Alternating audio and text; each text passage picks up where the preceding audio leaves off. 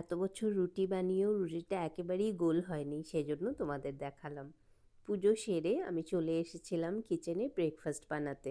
আজ ব্রেকফাস্ট বানাতে একটু লেটই হয়ে গেল, কারণ সকালে উঠেই আজকে না আমি অনেকগুলো কাজ করেছি। অনেকগুলো ম্যাট ছিল, সেগুলো ধুয়েছি। আজ আয়ুষেরও তাড়া নেই, সেজন্য আমারও তাড়া নেই।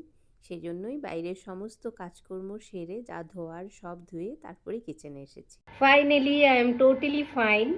আজকে অনেক দিন পরে আলু ভাজা আর রুটি খাচ্ছি। নো ডাউট আলু ভাজাটা খুব সামান্য তেল দিয়ে করেছি, একেবারে ছ্যাঁকা ছ্যাঁকা টাইপ হয়েছে, তোমরা দেখলেও বুঝতেও পারবে, সামান্য তেলও নেই।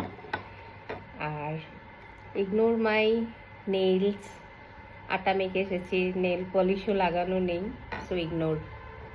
সবসময় বাড়িতে সেজে গুজে থাকা যায় না, ইভেন মানে অ্যাটলিস্ট আমি তো থাকি না, কোথাও যাচ্ছি তখন সেজে নেব, সেটা আলাদা। আর সব কাজই তো করি, সেজন্য সারাক্ষণ নেলসও বানিয়ে রাখা পসিবল হয় না, আমার থেকে পসিবল হয় না। এতটা কিছু একা করে সব কিছু সম্ভব হয় না।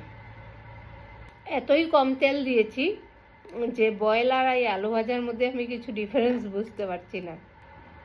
যদিও সব ঠিক হয়ে গেছে, কিন্তু আমি ভাবছি যে আমি আবার সেই আগের রুটিনেই ফিরে যাব, মেনটেন করব, যেরকম করছিলাম মেনটেন সেরকমই করব। আয়ুষ আমাকে বলছে যে তুমি নিজে ডায়েটিশিয়ান হয়ে তোমার ডায়েটে ঠিক নেই, এমন কি করে হয়ে গেল। সো এই জন্য আমি আবার নিজেকে মেনটেনই করব। আর যতই যাই হোক, এজ তো হচ্ছেই, এখন তো আর সেই বাচ্চা বয়স না, তাই না? আজ দুপুরে বানিয়ে নিয়েছিলাম সয়াবিন আলু দিয়ে একটা সবজি, যেটাতে আমি একটু করে চিনি দিয়ে দিয়েছি। একটু চিনি দিলে না খুব ভালো লাগে, একটু মিষ্টি মিষ্টি হয়। তেল কিন্তু আমি খুব পরিমাণে কম করে দিয়েছি। আর এখন আমি আমার জন্যই খাবারটা বেড়ে নিচ্ছি, কারণ আয়ুষের খিদে নেই, ও কিছু খেয়েছে, এজন্য ও বলল যে ও এখন খাবে না, পরে খাবে। তো অনেকটা টাইম হয়ে গেছে, এখন প্রায় 3টা বাজে, সেজন্য আমি ভাবলাম আমি খেয়ে নিই। ডালটা কিন্তু শুধু বয়েল ডাল।